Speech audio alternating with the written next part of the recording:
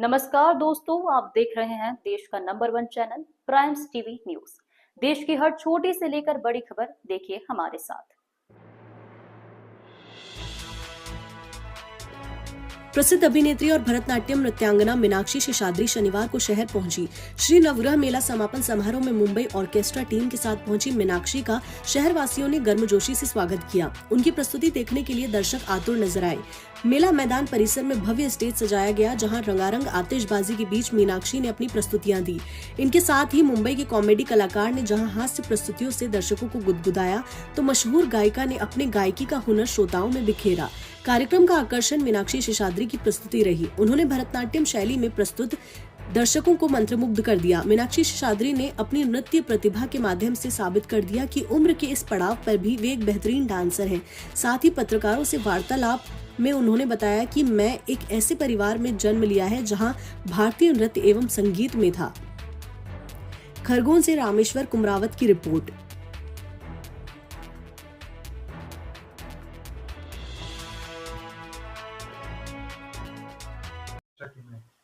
आपने एक miss India के बाद आपने पहली फिल्म में हीरो के बाद आपने पीछे मुड़ के नहीं देखा। आपके सफर की शुरुआत, जो ग्लैमराइज सफर की शुरुआत, कैसे, थोड़ा सा संक्षिप्त में बताइए। मैं एक ऐसे परिवार में जन्मी जहाँ संगीत, नृत्य, अभिनय, शास्त्रीय ज्ञान, संस्कृत ये बहुत प्रचलित था। तो उस वजह से मैं चलने से पहले डांस करना सीख लिया मैंने। मेरी माँ ही मेरी गुरु थी भरतनाट्यम शैली में। तो जब मैं 12वीं कक्षा ख़त्म कर रही थी, स्कूल में दिल्ली में पढ़ती थी, तो मजाक में मैं ब्यूटी कॉन्टेस्ट में मैंने भाग लिया और मेरे टोटल सरप्राइज की मैं मिस इंडिया चुनी गई उस साल। और उसके बाद सही में मैंने पीछे मुड़कर नहीं देखा। फॉरेन फिल्म की ऑफर आ गई। मेरे पिताजी अंग्रेजी में मुझे एक चीज़ समझाते थे कि सक्सेस इज ABC। ए यानी कि आपकी एबिलिटी, आपकी टैलेंट, आपकी कला जो आपके अंदर है, जो हुनर है, वो होना ज़रूरी है। बी यानी कि ब्रेक्स, वो गाड़ी वाली ब्रेक वो नहीं। ब्रेक यानी कि अपॉर्चुनिटीज मिलना, सही दरवाजा सही जगह पे खुलना, जो मेरे साथ हुआ। अपने आप दरवाजे खुलते गए, मैंने ढूंढा भी नहीं। और सी इज फॉर करेज। करेज यानी कि आपकी जो आत्मशक्ति है, अपने आप पर जो विश्वास है, अपने ऊपर जो एक बड़ी शक्ति जो है उसमें जो विश्वास है, वो होना बहुत ज़रूरी है। तो मैं संक्षिप्त में यही कहूँगी कि शायद ये 3 बातें मेरे सफ़र में सम्मिलित थी। इस वजह से मैं 80s और 90s में 80-90 फिल्में मैंने किए, हिंदी भाषा में भी, तमिल तेलुगु में भी कुछ किए। शादी करके चली गई यूएसए। तो अभी एक तरह से दोस्तों ये मेरा सेकंड इनिंग्स है। मैंने अभी कहा किसी से कि इस सेकंड इनिंग्स में मैं आ रही हूँ 30 साल के गैप के बाद, और मैं खुद बहुत उत्सुक हूँ जानने के लिए कि मेरे भविष्य में अभी क्या लिखा है। मेरे वर्तमान में तो अभी आप लोगों से बात करना लिखा है। तो मैं बहुत खुश हूँ आज की खरगोन जैसे शहर में, जहाँ ये मेला हर साल इतने ज़ोरों शोरों से मनाया जाता है, यहाँ मुझे अवसर मिला है अपने शास्त्रीय नृत्य को यहाँ के लोगों के साथ शेयर करने का। भरतनाट्यम है थोड़ा मुश्किल, लेकिन अगर सही तरीके से किया जाए तो गांव के लोग भी उसे पहचान सकते हैं, समझ सकते हैं, एंजॉय कर सकते हैं। इस विश्वास के साथ मैं आज भरतनाट्यम करने जा ये रही हूँ। नवग्रह मेले में जैसे आप आएंगे, और ये माना जाए कि आपकी फिर से शुरुआत हो रही है बॉलीवुड में आप। जी हाँ, मैं फिर से एंटरटेनमेंट इंडस्ट्री में आ चुकी हूँ। आजकल सिर्फ बॉलीवुड ही एंटरटेनमेंट नहीं है, आजकल कुछ 10 अलग किस्म के अपॉर्चुनिटीज़ हमारे लिए हैं। और एक ये है कि हम जगह-जगह में जाके अपनी कला को लोगों को लाइव दिखाएँ, जैसे कि आज मैं यहाँ परफॉर्म करने जा रही हूँ। मैम, जैसे आपने कहा कि ग्रामीण क्षेत्रों में भी भरतनाट्यम और जो हमारे साउथ की जो भी भारतीय नृत्य शैलियां हैं, इसमें प्रवीणता हासिल करें बच्चे, लेकिन आप क्या मानती हैं कि ये प्रयास ग्रामीण क्षेत्रों तक पहुंच पा रहे हैं, और क्या होना चाहिए? मैं सोचती हूँ कि अगर लोग मेरा नाम पहचानते हैं मीनाक्षी शेषाद्री, शास्त्रीय नर्तकी। और अगर मुझे ये मौके मिलते हैं कि जगह-जगह मैं जाऊँ, सिर्फ लेवल 1, लेवल 2 सिटीज़ में नहीं, पर हिंदुस्तान के कोनों-कोनों में, तो ये प्रयास ज़रूर आगे बढ़ सकता है। आजकल मेरा मेरा एक प्रश्न था मैम, आपने एक बहुत ही दृढ़ महिला का एक किरदार निभाया था दामिनी में। जी। दामिनी वर्तमान दौर में अपन देखा जाए तो महिला उत्पीड़न में आज भारत में कई अपन घटनाएं देखते हैं। आप दामिनी के रूप में जो महिलाओं को आपने एक मैसेज दिया था कि महिलाओं को लड़ना चाहिए समाज से, सिस्टम से, तो आज आप क्या देखती हैं? आप आपके कैरेक्टर के बाद वर्तमान दौर में आप क्या परिदृश्य देखती महिलाओं को लेकर? बहुत बड़ा सवाल पूछ लिया आपने मुझसे। मैं उतनी बड़ी हस्ती नहीं हूँ कि मैं इसका जवाब पूर्ण रूप से आपको दे सकूँ।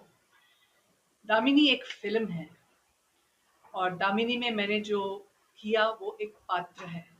पर हाँ, जो उस कहानी में बताया गया, वो आज भारत में पूरी तरह से हावी है। उसका शोषण ज़रूरी है। कई लोग मेरी तरफ देखते हैं कि आप दामिनी हैं। मैंने कहा जी नहीं, मैंने दामिनी का पात्र निभाया है। पर निजी रूप से मैं दामिनी के जो उसने वो स्टैंड लिया लाइफ में उस कहानी में, मैं पूरी तरह से समर्थ हूँ। महिलाओं को साहस दिखाने की आवश्यकता है और ये भारत है जहाँ हम कहते हैं कि शक्ति के रूप से ही ये संसार रचा है, तो शक्ति के रूप से ही इसे ठीक किया जा सकता है। जिस प्रकार से अभी अश्लीलता फिल्मों में काफी देखी जाती है, पुराने जमानों में जो है पूरे कैरेक्टर में पिक्चर रहती थी, लेकिन अभी अश्लीलता बहुत परोसी जा रही है। क्या कहना है? मैं आपके प्रश्न को समझी नहीं। जिस प्रकार से फिल्मों में अश्लीलता जो है दिखाई जा रही बॉलीवुड की फिल्मों में, क्या कहना चाहेंगे इसको? मैं सिर्फ अपने लिए जवाब दे सकती हूँ। मुझे अश्लीलता पसंद नहीं है और मेरे पूरे करियर में मेरी यही कोशिश रही कि मैं वैसे ही पात्र निभाऊं जो मैं अपने परिवार के साथ जाके देख सकूं, पूरी सांत्वना के साथ। पहले जो फिल्मी कलाकार आते थे, विशेष आपके दौर के, वो कला संस्कृति कथा इसको महत्व दिए जाते हैं, लेकिन आज जो कलाकार आ रहे हैं वो शॉर्टकट अपना रहे हैं। इसको किस रूप में देखते हैं? मैंने थोड़ी देर पहले कहा ये घोर कलयुग है। घोर कलयुग में लोग लक्ष्मी को ठीक से नहीं समझ पाते। उनको लगता है कि लक्ष्मी को शॉर्टकट से अपनाया जा सकता है। वो भूल जाते हैं कि सत्य की राह ही सही लक्ष्मी है। मैडम, आजकल की जो फिल्में आ रही है, आपके दौर की बात अलग थी, लेकिन वर्तमान में 90-2000 के बाद से जो फिल्में आ रही है, उसमें नारी को सिर्फ एक नुमाइश की तरह, हीरोइन जो होती है नुमाइश की तरह होती है, बाकी पूरा कोई मैसेज नहीं जाता। महिला को एक नुमाइश के लिए रख दिया जाता है, लेकिन पूरी इर्द गिर्द कहानी मेन कैरेक्टर पे ही रहती है। इसका क्या क्या समझते हैं आप? मैं आपसे उल्टा सवाल पूछती हूँ। दामिनी के बाद 1992 में रिलीज हुई थी, तो ऑलमोस्ट 30 के ऊपर साल हो गए हैं उस फिल्म को। एक अच्छी हिंदी फिल्म का नाम मुझे बताइए दामिनी के बाद, जिससे लोगों को वैसे झंझोड़ दिया हो जैसे दामिनी ने किया। मेरा वही प्रश्न था कि महिलाओं को कुछ सही, तो इसका मतलब ये है कि जो सृष्टि है, यानी कि फिल्म बनाने का जो एक जहाँ से स्रोत शुरू होता है, वहीं में खोट है। वो खोट को कैसे तैयार करना है, ठीक करना है, वो मैं नहीं जानती। मैं सिर्फ इतना कह सकती हूँ, अगर मैं फिल्मकार बनी या मैं निर्माता निर्देशक खुद बनी तो शायद मैं कुछ कर सकती हूँ, पर मैं अभी बतौर कलाकार ही काम कर रही हूँ, मैं निर्देशक नहीं हूँ।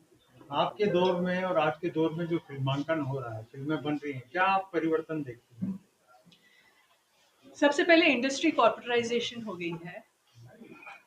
पहले इंडस्ट्री का उसको औहदा स्टेटस ही नहीं दिया गया था और अभी उसे एक बिजनेस बना दिया गया है।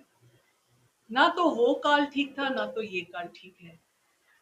फिर से कुछ परिवर्तन मुझे लगता है आने वाला है, क्योंकि बड़ी पर्दे की फिल्में इतनी चल नहीं रही हैं।